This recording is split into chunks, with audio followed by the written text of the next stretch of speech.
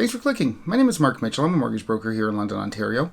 The Bank of Canada released its quarterly monetary policy report on Wednesday, outlining a number of predictions for Canadian real estate going into 2022. Following the release of the monetary policy report, Bank of Canada Governor Tiff Macklem and Deputy Governor Carolyn Rogers held a press conference where they stressed that higher interest rates are coming as COVID and Omicron continues to recede.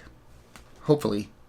So what I want to do today is outline the 4 predictions for the Canadian housing market outlined in the monetary policy report, as the Bank of Canada seems to think that we'll see some price moderation heading into the second half of 2022.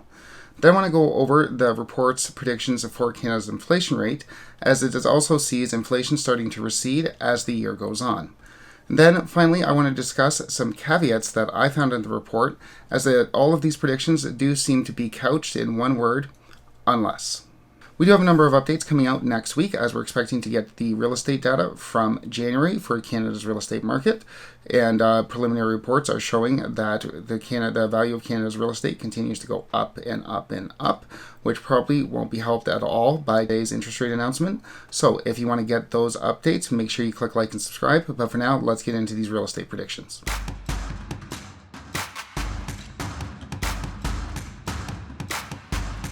For its first prediction, the Bank of Canada quickly dashed any hopes that we would be seeing a crash in Canada's real estate market anytime soon, noting that they expect Canadian real estate prices to continue to be elevated well into 2022. There's good and there's not good. This is not good. Indeed, as interest rates remain at the effective lower bound, read effective negative interest rates, as they remain to be essentially zero, if not less, in real terms. It's expected that the lower cost of borrowing is going to continue to drive Canada's real estate market well into the first quarter of the new year. Housing affordability has been a persistent problem. You can attribute it to a number of things, certainly low interest rates. With that said, the Bank of Canada is predicting that as the pandemic fades, as the pandemic supports fade, as we start to see the lockdowns open up, that they are expecting to see a weakening of demand in Canada's real estate market, and as such, we should see some price moderation. Mainly, what the Bank of Canada is saying is that as Canadians stop looking for those bigger houses, as the lockdowns recede, as Canadians don't need as much space, and as we start to see people have less savings as they're spending money on services, on goods, now that everything is opened up again, and as we see interest rates rise, which we could see as early as March, those 3 factors are going to lower the demand for Canadian real estate that we have seen over the past 2 years. So their second prediction is that we are going to see some price moderation as this pandemic starts to fade, as we start to get to the end game. Again, hopefully.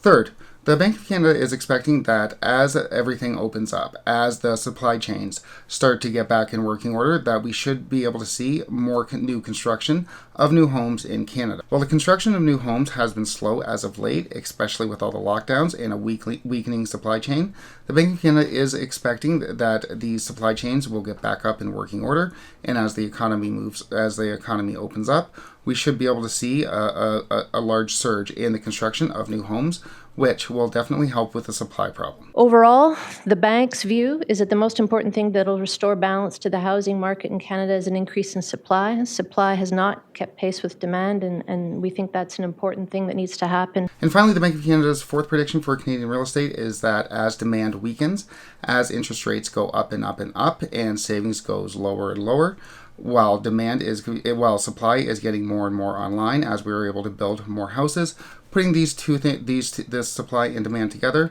we should see a massive moderation in the price of Canada's housing market. So they're not saying that we're going to see a crash anytime soon, but they are saying that prices will moderate after some time in 2022. So yeah, while the Bank of Canada does see the supply of housing as the main issue, it has readily acknowledged that low borrowing costs, low interest rates has definitely contributed to an increase in the demand for Canadian housing. Certainly, our message today that more interest rates are on a rising path will feed through to mortgage rates and likely moderate demand over time. Speaking of low interest rates, which are directly related to the inflation rate, the Bank of Canada is predicting that we are going to see 5% inflation in the first half of 2022. We expect inflation will remain close to 5% through the first half of 2022. That seems high. It is predicting that it should recede back down to 3% as higher borrowing costs and the opening up of the economy brings things back to a more normalized state. It is predicting that we'll see 3% by the end of the year, but we are in for some higher than normal inflation for at least the next 6 months. These pressures should ease in the second half of 2022, and inflation should decline relatively quickly to around 3% by the end of the year. So that's definitely not great news, but as we said on this channel before, economic policy doesn't have a direct cause and effect. It's not like they raise rates on Monday and everything's back to normal on Tuesday. It does take some time. And during his press conference, the Bank of Canada has stressed numerous times that they do plan on raising these interest rates, which will help to tamp down that inflation rate. Higher interest rates will be needed to bring inflation back to the 2% target. However, with all of that said, the Bank of Canada's report and the press conference and all of these predictions for Canadian real estate are heavily predicated on the disappearance of Omicron and that there not be any emergence of some new variant. The spread of Omicron is a new wild card. But it's all really heavily dependent that nothing happens that we don't have another black swan event.